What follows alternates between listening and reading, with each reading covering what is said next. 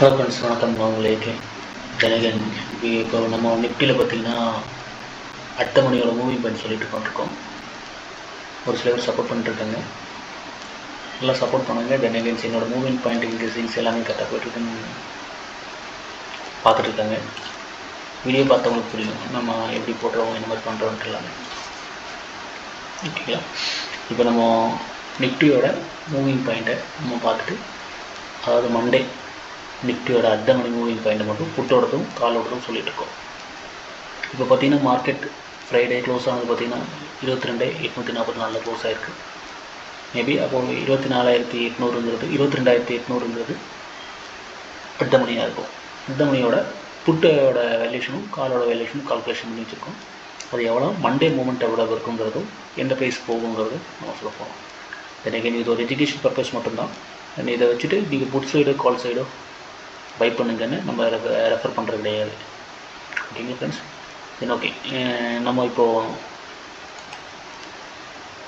அடுத்த மணியோட put side எப்படி இருக்குன்னு மாவில் பார்ப்போம். ஓகேங்களா? ஆல்ரெடி கால்குலேஷன் பண்ணி வச்சாச்சு ஃப்ரெண்ட்ஸ். தென் நீங்கள் காட்ட பண்ணுங்க. ஓகே, இதுதான்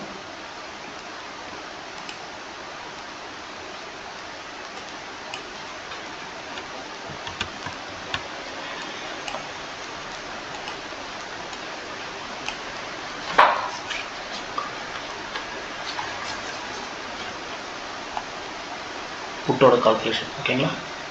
அதாவது மண்டே மார்க்கெட்டோட புட்டோட கால்குலேஷன். இப்போ பார்த்தீங்கன்னா மண்டே ஃப்ரைடே மார்க்கெட் பார்த்தீங்கன்னா 202 க்ளோஸ் வச்சுருக்கான்.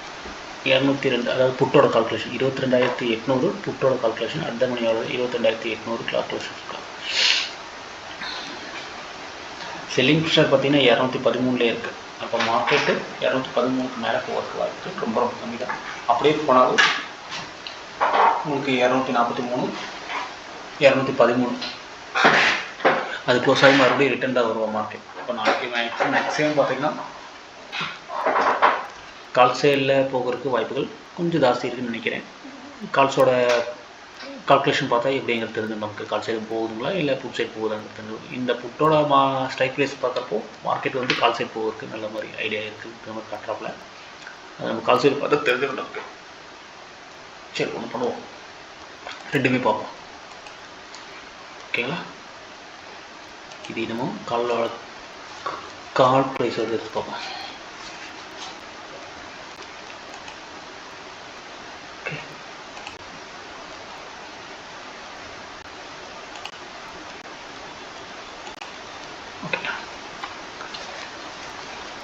இப்போ அடுத்த மணியோட புட்டும் காலும் ரெண்டுமே எடுத்து வச்சுருக்கோம்.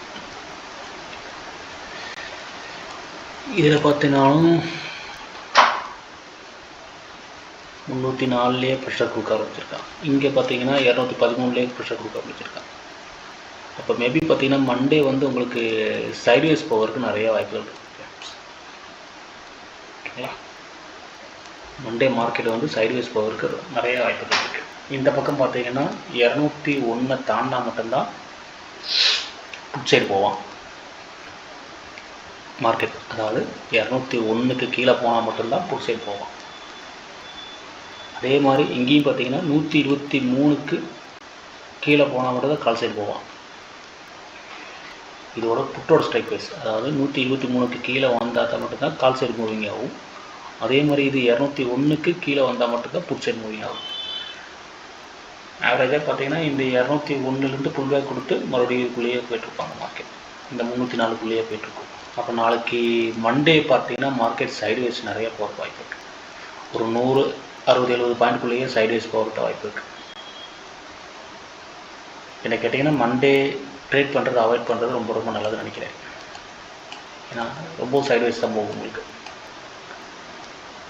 சப்போஸ் இல்லை எனக்கு அது போதுங்கன்னு நினைக்கிறவங்க ட்ரேட் பண்ணிக்கலாம். என்னோடய கெஸ்ஸிங் பார்த்தீங்கன்னா மண்டே வந்து மேக்ஸிமம் சைட்வேஸ் போகிறதுக்கு நிறைய வாய்ப்பு இருக்குது. அப்படியே போனாலும் இந்த 123 கீழே வந்தால் மட்டும்தான் உங்களுக்கு கால் சைடு போகிறதுக்கு வாய்ப்புகள் இருக்குது. அதே மாதிரி 201க்கு கீழே வந்தால் மட்டும்தான் புட் சைடு போகிறதுக்கு வாய்ப்புகள் இருக்குது.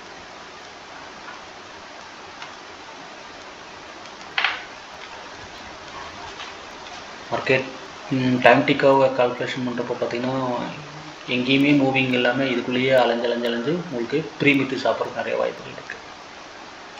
ஏன்னா இங்கேயும் உங்களுக்கு கேப் கம்மியாக தான் இருக்குது, இங்கேயும் ப்ரெஷர் கம்மியாக தான் இருக்குது. இங்கேயும் செல்லிங் ப்ரெஷர் கொடுத்துட்றோம், இங்கேயும் செல்லிங் ப்ரெஷர் கொடுத்துட்றோம் மேக்ஸிமம். அதனால் மண்டே பார்த்திங்கன்னா சைட்வேஸ் போகிற நிறைய வாய்ப்பு இருக்குது ஃப்ரெண்ட்ஸ். இதுதான் நம்மளோட கெஸ்ஸிங்ஸு, அந்த அட்டமணியோடது. சப்போஸ் மேலே ஓப்பன் பண்ணிட்டாங்கன்னா ஃபுட் சைடு நல்லா டவுன் பண்ணி ஓப்பன் பண்ணிட்டாங்கன்னா 406க்கு மேலே ஓப்பன் பண்ணால் மட்டும்தான் உங்களுக்கு மேலே போக வாய்ப்பு இருக்குது. 406 அடுத்தது எடுத்துறதுல ஓப்பன் பண்ணுறது வாய்ப்பு இல்லை. 304 ஓப்பன் பண்ணாலும் அங்கேருந்து அப்படியே டக்குன்னு டவுன் ஆகி 201க்கு வந்துடுவான். சப்போஸ் நாளைக்கு ஃபுட் சைட்லேயே ஓப்பன் ஆனாலும் கால் சைடில் இருக்கிறது பார்த்திங்கன்னா அப்படியே டவுன் பண்ணி வந்துடுவோம். அதே மாதிரி நாளைக்கு கால் சைட்லேயே ஓப்பன் ஆனாலும் மறுபடியும் அதே டவுன் பண்ணி கீழே வந்துடுவோம். 243லேருந்து மறுபடியும் கீழே வந்துடுவோம். எப்படி பார்த்தாலும் ப்ரெஷர் வேரியேஷன் நிறைய இருக்கே தவிர ஹை லெவல் பவருக்கு கம்மிகள் இருக்குது. இப்போ சைட்வேஸ் மார்க்கெட் நிறைய இருக்குது. ஓகே ஃப்ரெண்ட்ஸ், இதை நம்ம அனலைசன் மண்டே மார்க்கெட் எப்படி இருக்குன்னு பார்ப்போம். லைவில் வருவோம். சரிங்களா? Thank you friends. வீடியோ நிறைய பேர் பார்க்குறீங்க, இதை நீங்கள் பாருங்கள்.